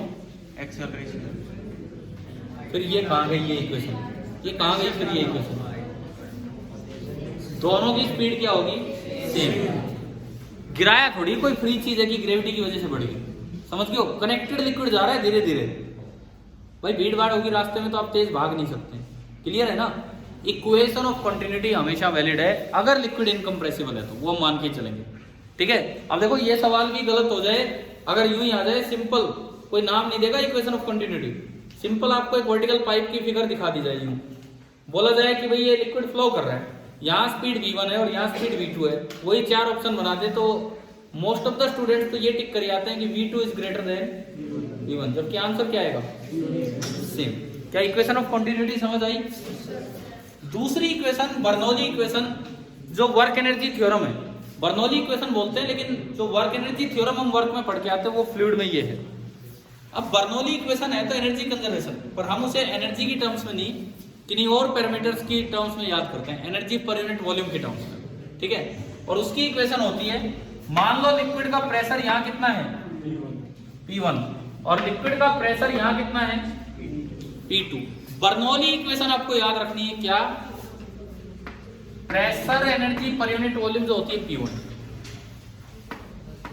प्लस रो यहाँ की डेंसिटी। अच्छा, क्या मैं दोनों जगह डेंसिटी ऑफ लिक्विड सेम मान सकता हूँ? अगर इनकम्प्रेसिबल, हाँ इनकम्प्रेसिबल है तो, और इनकम्प्रेसिबल मिलेगा rho into g into height from zero level plus kinetic energy per unit volume half into rho into V1। देखो ये तीन टर्म्स क्या हैं, इस खाली P को बोला जाता है pressure energy per unit volume, इसको बोला जाता है gravitational potential energy per unit volume, वो mgh होती है, और मास अपॉन वॉल्यूम क्या होगा? रो, डेंसिटी। और ये है kinetic energy per unit volume, kinetic energy क्या होती है? हाफ mv², और मास अपॉन वॉल्यूम रो, यानी कि तीन एनर्जीज का सम है पर यूनिट वॉल्यूम वाला। इनको एक और भी फॉर्म में कन्वर्ट किया जाता है, प्रेशर हेड, ग्रेविटेशन हेड, हमें नहीं करना इतना, यहां तक आ जाए वही बहुत है, इज इक्वल टू, ये चीज ना कांस्टेंट रहेगी, चाहे यहाँ हो वहां हो, किसी हाइट पे हो, कैसे भी, तो वहां लिखा ये चीजें P2 plus rho into g into H2 plus half rho into V2 square. और बहुत से क्वेश्चंस में क्या होता है, पाइप सीधा होता है, ट्यूब सीधी होती है, तो H1 बराबर H2, और अगर H1 बराबर H2 है तो वो कैंसिल, और यहां से एक अच्छा सा रिजल्ट मिलता है, P1 प्लस ये बराबर P2 प्लस ये, सम कांस्टेंट है, तो जहां स्पीड ज्यादा होगी वहां प्रेशर कम, जहां स्पीड ज्यादा होगी, अगर हाइट लेवल सेम, तो जहां स्पीड ज्यादा होगी वहां प्रेशर कम होगा। और इसका फायदा कई जगह उठाया है साइंस ने, हवाई जहाज ऊपर इसी से उड़ती है, हवाई जहाज का जो उड़ने का तरीका होता है वो यही है, उसकी शेप विंग्स की कुछ ऐसी बना दी जाती है, शेप विंग्स की कुछ ऐसी स्पेशल बनाई जाती है कि ऊपर और नीचे हवा की स्पीड अलग हो जाती है। ठीक है, ऊपर स्पीड तेज हो जाएगी, ऊपर स्पीड तेज होगी तो प्रेशर कम, नीचे प्रेशर ज्यादा तो नीचे से फोर्स ज्यादा लगेगा, और काफी देर उसको चलना पड़ता है रनवे पे, और जब प्रेशर इतना ज्यादा हो जाता है नीचे कि वो वेट को बैलेंस कर दे तो ऊपर उठने लग जाता है। ठीक है, इवन जो क्रिकेट खेलते हैं, अब देखो आप लोग अगर खेले भी होंगे तो आप वो लेदर वाली बॉल से नहीं खेलते, ठीक है, हाँ लेदर वाली बॉल से आप नहीं खेलते हैं, आप सीधा कौन सी बॉल, कोस्को टाइप या रबर टाइप बॉल है ना, तो पहले लेदर बॉल से ज्यादा क्रिकेट होता था, अब भी होता तो लेदर बॉल से ही है ओरिजिनल क्रिकेट जो है। तो उसमें आपने देखा है कभी क्रिकेटर्स से फील्डर के पास बॉल चली जाए हैं, वो उनके खुजली थोड़ी हो रही है, क्या करते रहते हैं वो बॉल को ना, और ऐसा भी नहीं है कि रैंडमली ऐसा नहीं, वो बॉल को एक साइड से रब बनाते रहते हैं और एक साइड से साइन करवाते रहते हैं, ठीक है। अब उसका पर्पस, उसकी डिटेल में हम नहीं जा रहे। वो फिर जब बॉलर बॉल करेगा तो हवा की जो स्पीड है बॉल के रेस्पेक्ट में, एक साइड तेज हो जाएगी और एक साइड, देखो ये बॉल जा रही है, ये बॉल जा रही है, इधर स्पीड ज्यादा होगी और इधर स्पीड कम। तो जिधर स्पीड ज्यादा उधर प्रेशर कम, तो इधर प्रेशर ज्यादा। तो ये बॉल हवा में सीम बॉलिंग कर देते, स्विंग हो जाती है, हवा में स्विंग कर जाती है और बैट्समैन स्लिप में कैच दे जाते हैं। देखा होगा बहुत बार ऐसा। देखो बड़ा यार सुनो, बड़ा मुश्किल तरीका होता है। एक तो फास्ट बॉल, अपने यहाँ तो फास्ट बॉल खेलने की इतनी आदत नहीं होती, फास्ट आ जाए तो वैसे ही हम बस लग जाए नहीं तो नहीं। अब उनको फास्ट बॉल भी, उसके बाद वो हवा में घूमती भी आ रही है। इन स्विंगिंग यॉर्कर्स देखें हैं, वो बाहर जा रहा होता है खेलने, लेग स्टंप उड़ रहा है, बैट्समैन बाहर जा रहा है खेलने और लेग स्टंप उड़ रहा है। ये वसीम अकरम और ये लोग तो बहुत फेंका करते थे इस तरह की बॉल, पुरानी बॉल से। तो ये सब चीजें ना, वहां पे मैग्नेस इफेक्ट का यूज होता है, जो यही है। क्या ये वाली चीज समझ आ गई है? इसकी भी कई एप्लीकेशंस हैं, उन पे हम नहीं चलेंगे। अब इसके बाद मैं आता हूं कि अगर विस्कोसिटी हो, आखिरी कॉन्सेप्ट आज का बता रहा हूं, आखिरी कॉन्सेप्ट, हेडिंग डाल दीजिए विस्कस लिक्विड। लास्ट कॉन्सेप्ट में हम चल रहे हैं, विस्कस लिक्विड।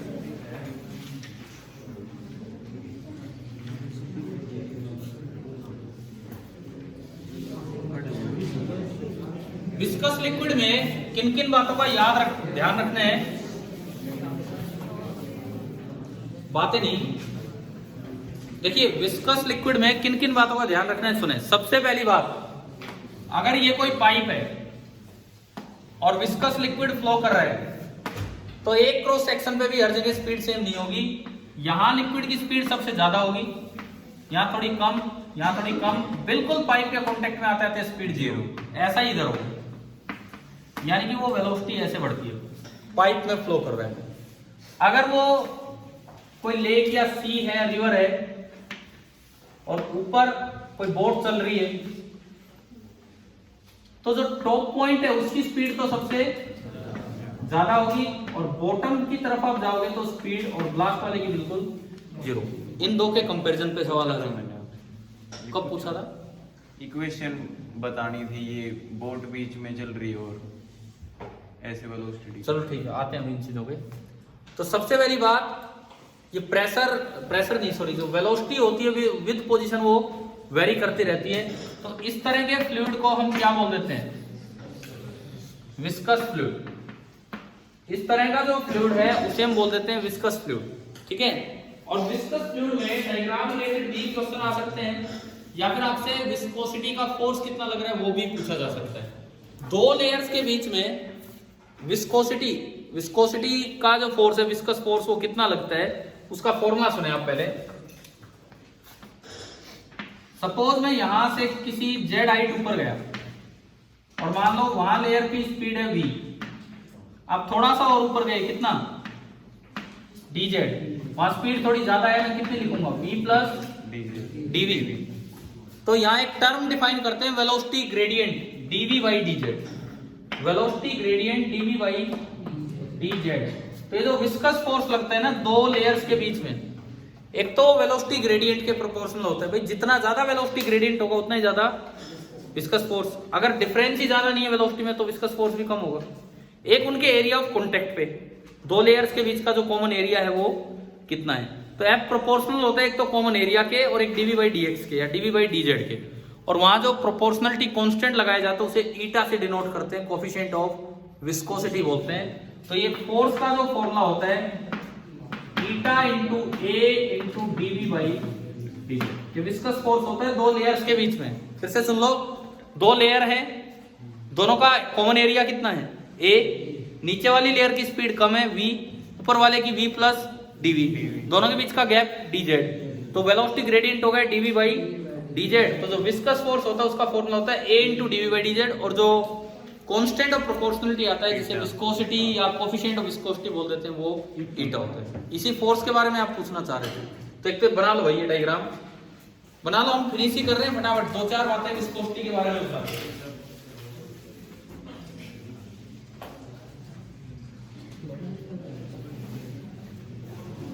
इस ईटा की यूनिट याद रखना पास्कल इनटू सेकंड, याद आएगा यहां से अगर आप देखोगे तो ईटा की जो यूनिट है that is pascal into second.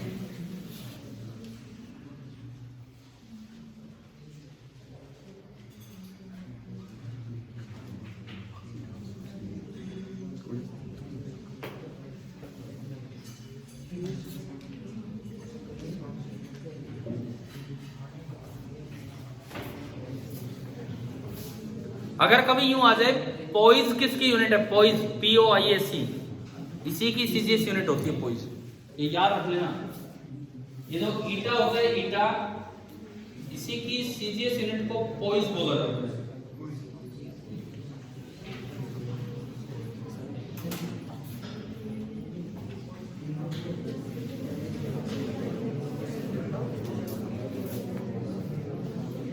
एक पास्कल सेकंड में 10 पॉइज होते हैं, POISE, पॉइज एक साइंटिस्ट का नाम था, उसके नाम पे एक पास्कल सेकंड में 10 पॉइज होते हैं।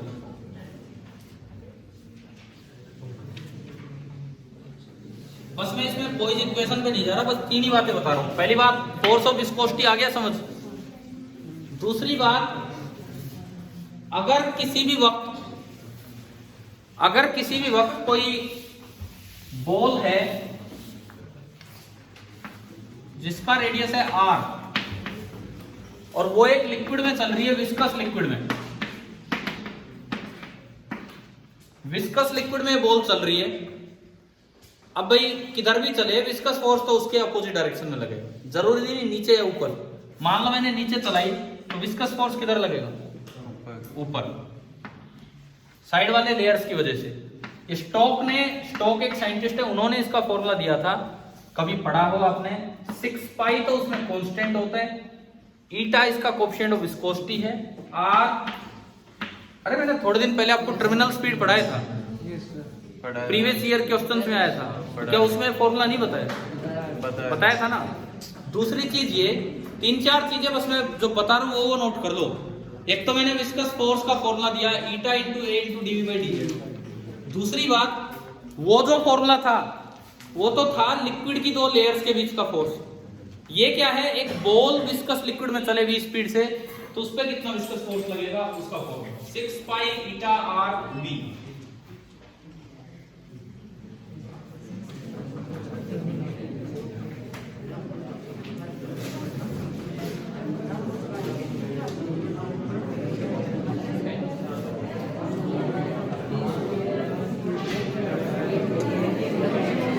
आखिरी फॉर्मूला दे रहा हूं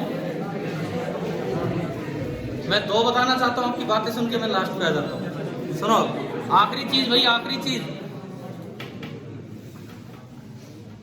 लास्ट कॉन्सेप्ट ये है, एक बार वही रिवाइज करवा रहा हूं, प्रूव भी नहीं कर रहा हूं, खाली फॉर्मूला। टर्मिनल स्पीड का क्या मतलब था, टर्मिनल स्पीड का क्या मतलब था, आपने एक बॉल को छोड़ा, शुरू में उसका वेट ज्यादा है तो वो पानी के अंदर जाने लगेगा। अब भी वेट ज्यादा है, फुली डूब गया, वेट ज्यादा है 0.4 से, तब भी वो और अंदर जाएगा क्योंकि नेट फोर्स नीचे है। लेकिन जैसे जैसे नीचे जाएगा फोर्स लग रहा है तो स्पीड बढ़ेगी, एक्सेलरेशन है, स्पीड बढ़ेगी तो अपोजिट डायरेक्शन में कौन सा फोर्स बढ़ेगा, विस्कस फोर्स। एक स्टेज आती है जब विस्कस और बॉइंट फोर्स मिलके किसको बैलेंस कर देते हैं, वेट को, और उस वक्त एक्सेलरेशन कितनी हो जाती है, 0। और उस वक्त वो एक कांस्टेंट स्पीड से नीचे जाने लगता है, और उस स्पीड को हमने क्या नाम दिया था, टर्मिनल वेलोसिटी। याद है क्या, यस सर। ठीक है, तो एक लास्ट वर्ड डाल लो, टर्मिनल वेलोसिटी या टर्मिनल स्पीड। और इस वक्त इस पे 3 फोर्स लग रहे होंगे, एक तो नीचे वेट कितना देखो, इसका mass, density of object 4/3 pi R³ into G। एक लग रहा होगा बॉइंट फोर्स, बात नहीं, density of liquid into volume displaced complete है 4/3 pi r cube into g और इंटू जी। और अगर इस वक्त इसकी स्पीड टर्मिनल स्पीड है तो एक ऊपर की तरफ लगेगा 6 पाई आर इंटू वीटी। और वीटी का एक्सप्रेशन निकालना हो तो कैसे लेके आते हैं भाई? ये वो स्टेज है जब ये स्पीड क्या होती है, इक्वल रख देंगे कांस्टेंट, एक्सेलरेशन 0। तो इन दोनों को इक्वेट करके आप एक और वीटी का एक्सप्रेशन बताओ। इन दोनों को इक्वेट करके आप वीटी का एक्सप्रेशन बता दो क्या आएगा।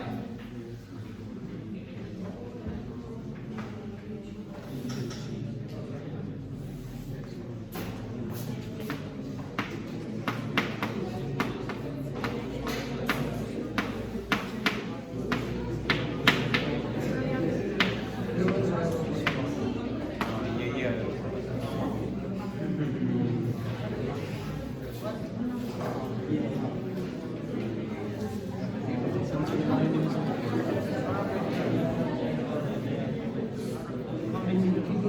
क्या ये पहले करवाया था कि नहीं?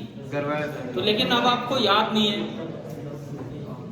रिवीजन कहाँ से करेंगे हम, पता नहीं कहाँ लिख रखा होगा, इतनी थोड़ी याद रहती है चीजें। लिख तो रखा है लेकिन वो फिर पेपर के टाइम तो याद नहीं आता अगर किसी भी चीज पे सवाल आ जाए तो।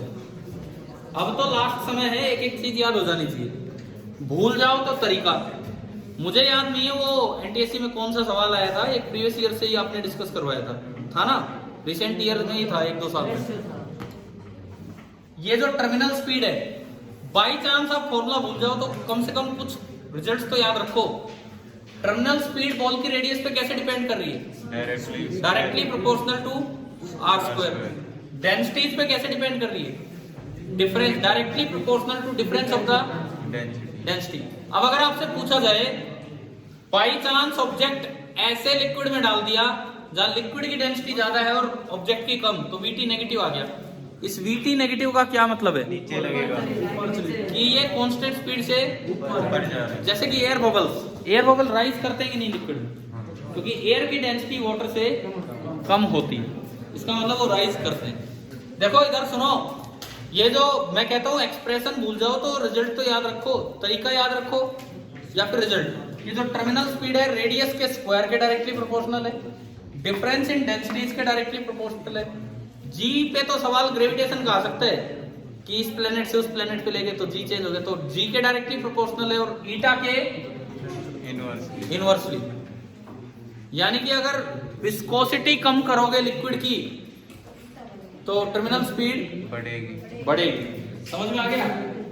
कॉन्सेप्ट और भी हैं, ऐसे तो दुनिया भर के कॉन्सेप्ट है, 11वीं में जाओगे बहुत सारी चीजें आएंगी।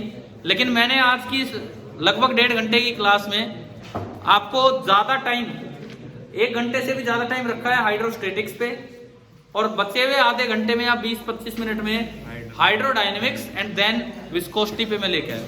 तो आप बताओ ये कुछ रिवीजन समझ आया? अब सुनिए, एक चीज होनी चाहिए, कल के पेपर में अगर फ्लोटेशन का मान लो एक सवाल आए, मैं ऑन एन एवरेज बोलूंगा एक सवाल आए, यहाँ जितने बच्चे हैं या ऑनलाइन जितने बच्चे हैं उन सब का कम से कम वो एक सवाल तो सही है, वो गलत ना हो। नेगेटिव मास कैसे लेते हैं जब दोनों बोलो? चलिए ठीक है भाई, हम क्लास खत्म करते हैं यहाँ पे।